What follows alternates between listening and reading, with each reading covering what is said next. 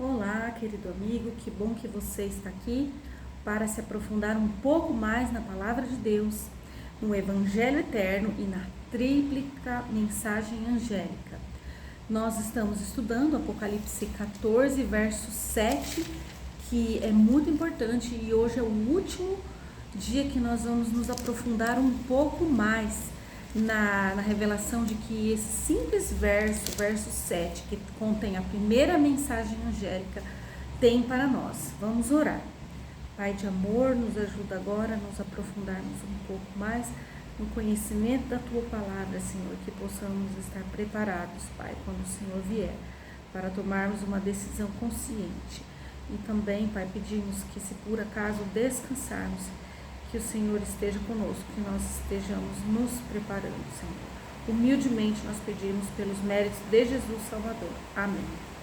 Então, o Apocalipse 14, verso 7 nos diz assim: Então proclamou com grave voz: Temei a Deus e rendei-lhe glória, porquanto a hora do seu juízo chegou. Adorai aquele que fez o céu, a terra, o mar e as fontes das águas. No estudo passado, nós estudamos a importância da adoração exclusiva a Deus Criador, Jesus Cristo, na segunda pessoa da Santíssima Trindade, que corresponde ao Pai, o Filho e ao Espírito Santo, o Consolador, que é Deus, que é a pessoa do Espírito Santo, que Deus nos mandou por ocasião da ascensão de Jesus. Então, vamos abrir nossas Bíblias na primeira carta de João, capítulo 2, versos 1 e 2, para entendermos um pouco mais. Primeira carta de João, capítulo 2, versos 1 e 2, nos diz assim: Caros filhinhos, essas palavras vos escrevo para que não pequeis. Se entretanto alguém pecar, temos advogado junto ao Pai, Jesus Cristo, o justo. Ele é a propiciação pelos nossos pecados, e não somente por nossas ofensas pessoais, mas pelos pecados de todo o mundo. Então nós vemos aqui Jesus como nosso advogado, como aquele que faz a propiciação de nossos pecados, aquele que nos defende diante de Deus e, acima de tudo, aquele que morreu por nós, certo? Vamos abrir também as nossas Bíblias em Isaías, capítulo 33, verso 22, para ver uma das muitas menções que a Bíblia faz de Jesus como juiz também.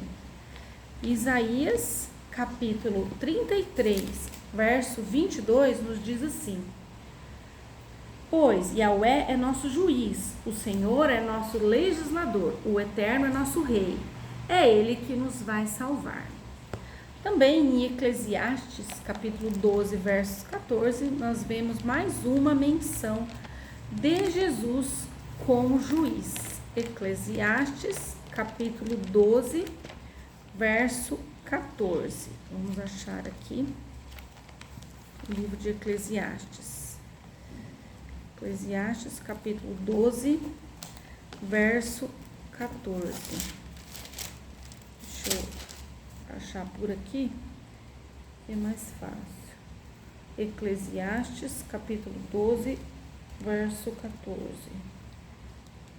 Aqui, depois de Provérbios, Salmos, Provérbios, Eclesiastes, capítulo 12, verso 14, nos diz assim: Porque Deus conduzirá a juízo tudo quanto for realizado, e até mesmo que ainda está escondido, quer seja bem, quer seja mal. Mais uma menção de Jesus como juiz. E agora vamos ver 2 Timóteo, capítulo 4, verso 1, que eu separei aqui. Segunda carta de Timóteo, capítulo 4, verso 1. Tem muitas menções de Jesus como juiz. Diz assim: Eu te encorajo solenemente na presença de Deus e de Cristo Jesus, que há de julgar os vivos e os mortos, por ocasião da sua manifestação pessoal e mediante seu reino. Então, várias menções na Bíblia, além dessas, tem várias outras menções na Bíblia de Jesus, da pessoa de Jesus como juiz, certo? Então, é importante nós entendermos ao longo da história como isso se manifesta. como o plano de salvação se manifesta. Veja bem, o Antigo Testamento tem um sistema do santuário terrestre, que é figura e sombra do santuário celestial, que é o verdadeiro, que Deus ordenou para que aquele povo fizesse, certo? Esses rituais que prefiguram, são símbolos, figura e sombra para o Novo Testamento. Então, naqueles rituais, você tinha o pátio do santuário. Lá no pátio onde eram oferecidos os sacrifícios. Então, o pátio do santuário celestial representa a primeira fase do sacrifício, que foi a morte de Jesus. E o pátio, ele é tipificado pela terra. A morte de Jesus ocorreu na terra, certo? Fora do santuário verdadeiro que está no céu.